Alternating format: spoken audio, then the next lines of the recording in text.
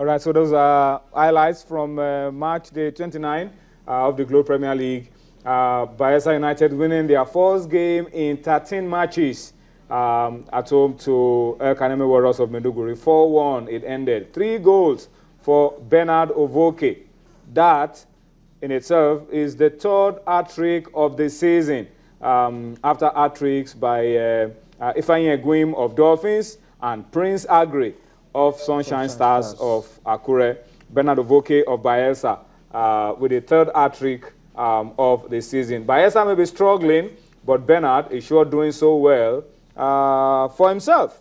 All right, so we'll keep our eyes on it, of course, and see how it all ends at the end of the season. Cosmos Chukwuemeka is still very much with me. But Cosmos, before I come back to you now to talk about the UEFA Champions League and give updates, because almost all the games are over now, a lot of dramatic results. Before I come to that, let's come home. And charity, they say, begins at home. Let's talk about the lowest level of league football in Nigeria. We're talking about the Nigeria Nationwide League. The zonal playoffs are going on. The Division 3 playoffs are going on in different centers across Nigeria. Let's start from the Jos Center, where you have the results on your screen. Dugabe Kuta beating Akwanga Selected 2-1. And then you have Nini Strikers beating Maitumbi United 2-1. These are the results from the Jos Center. From the Lagos Center, you have Kwara Football Academy. Of course, you know their pedigree. 4-1 winners over Saint. And of course, you have the Rising Sun from Ondo State losing 0-1 to Crown Feeders. That's the feeder team to Crown FC of Ogbomosho. At the Ondo Center, you have LSDPC losing 1-2 to Odik. And then you had Junosa also losing 0-1 to Anointed. I mean, that's what the Anointing can do, help you win games, all right? These are the results from the Ondo Center. From Gombe, full day of games here. Everybody involved. You have KUFCA, 1-0 winners over Mighty Jets Feeders. Yes. And then you have Potiskum losing 0-1 to CP Boys. You had Police Ambassadors, 1-0 winners over Buzu. And then you have Dabo Babes, 2-1 winners over Zoo United. Amazing. From Kano Center, you had God Wonders losing 1-4 to Rising Stars. And then you had Balanga United and Tauba playing out a 2-2 draw. And then Ajaig and Gombe Lions playing out scoreless draw. Kaduna Center, All Stars 1-0 over Usfon. You had Gwandu United 1-0 over Tahir. Admiral losing 0-1 to Jega. Gamma Emirates and Sky Limit playing out a goalless draw. From the Nnewi Center, you have Bakwara United 0-1 losers to Unwaobo Founders. And then you had Salem 2-1 winners over Ranch Pillars. These are the results of the Division 3 playoffs. From the Calabar Center, you had El Quenot 0-0 with Julius Atete Feeders. You know Julius Atete played in the Nigerian National League. They have a feeder team, and that's the way to go. And then you have Majinka beating Kelsey United 4-0. These are the results from the Calabar Center of the Nigeria Nationwide League Division 3 playoffs currently going on. Those who qualify from these divisional playoffs will gain promotion to the Nationwide League, where they will be able to showcase their talents at a bigger stage.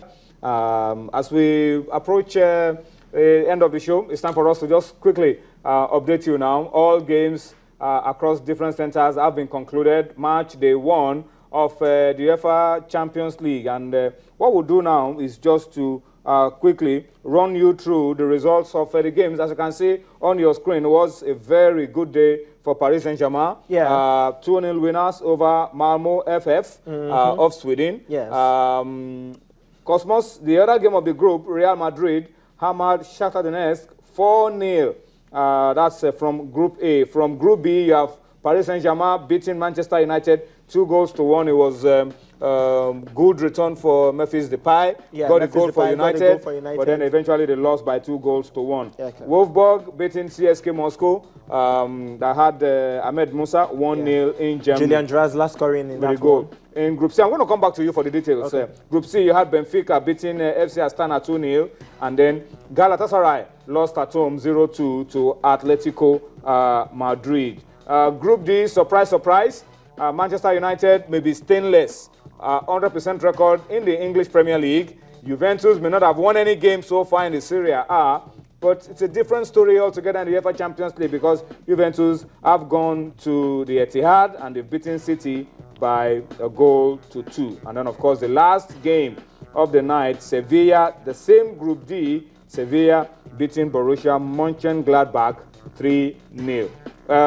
Cosmos, any surprise for you? Any standout results? UV, City, big game, but City again stumbling in Europe. Well, this has been their bane from the time they've been qualifying for the UEFA Champions League. I think this is their 4th consecutive time that they've qualified for the UEFA Champions League. Playing against a Juventus side that has not particularly been inspiring in the Serie A, has not won any game in this season. Actually 16th on the Serie A table, and it was a tricky one. Manchester City have been massive in the English Premier League, and you expected that since they were playing at home, they'll be able to ride on the momentum. Yes, but then Juventus showed why they were in the finals losing finalists last season. Exactly, and they won in this one as well.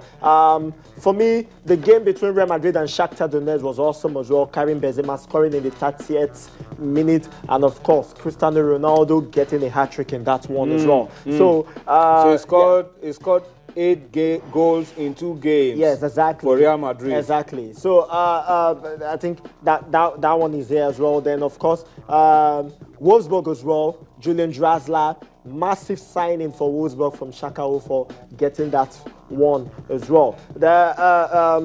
There are also some other games. Atletico Madrid got theirs as well, and Antonio Griezmann scoring 2 goals in that one. Manchester City versus PSV. I mean, PSV versus Manchester United. Memphis Depay scored against his former side, but then Hector Moreno getting that one at the last minute of the first half, and of course they sealed it off in the second half. That shows that Manchester United still have a whole lot of things to do. You know, they're playing against a PSV side that their former is being coached by Philip Cocu, who some years ago was playing for PSV in this same competition too. And the last time PSV were in the UEFA Champions League was in 2009, 2008. So coming back, they started with a victory. Manchester United has a whole lot to do on that one. So for me, of course, Sevilla won their game as well against Borussia Mönchengladbach. So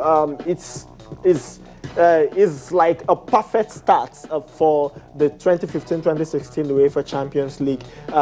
Yes, and we saw the Manchester clubs falling in this one away, one at home. Now let's see what the London clubs will do tomorrow. All right, tomorrow games will continue. In the UEFA Champions League, we have a whole lot of other sort of fixtures from tomorrow, but we'll talk more extensively about all of those tomorrow for you in the UEFA Champions League. We have the fixtures, I think, but I don't know whether we have enough time to run through the fixtures for you of matches to be played tomorrow in the UEFA Champions League. But as we get ready to wrap up Sports Tonight this Tuesday, let's once again, all right, the fixtures are here. Let me just quickly run through the fixtures for tomorrow. Bayer Leverkusen are going to take on Bate Borisov. AS Roma are taking on Barcelona. Yeah, that's the defending champions. You have Dinamo Zagreb against Arsenal. Olympiacos will be taking on Bayern Munich. Chelsea will be hosting Maccabi Tel Aviv, hoping to restore some pride after that sloppy start to the season. Dynamo Kiev against FC Porto. Genk of Belgium will be hosting Olympic Lyon. And then you have Valencia against Zenit St. Petersburg of Russia. These are the fixtures for Wednesday, for tomorrow in the UEFA Champions League. You can be sure that if today has been exciting, produced a lot of goals, tomorrow would also produce a whole lot of goals in the UEFA Champions League. But as we wrap up the show this Tuesday, let's once again highlight the plight of the president of the Nigerian Wrestling Federation, Daniel Igali. We are told that up till now, in spite of emissaries and in spite of documents that have been sent to the Congolese authorities at the airport by the DG of the National Sports Commission, Alassane Yakmout, Daniel Igali is still being detained illegally in Congo, Brazzaville, at the airport. He's been there for close to 24 hours now, and no help has come in spite of efforts by the DG and the Nigerian officials on the ground in Congo, Brazzaville to get help across to him.